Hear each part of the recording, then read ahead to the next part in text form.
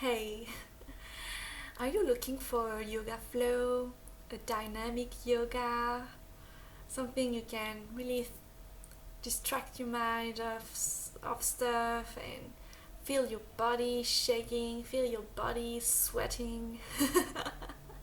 Just for you to know, the flow is already here. There is no need to create flow.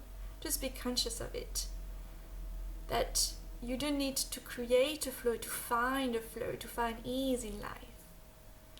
There is already ease and there is already flow, but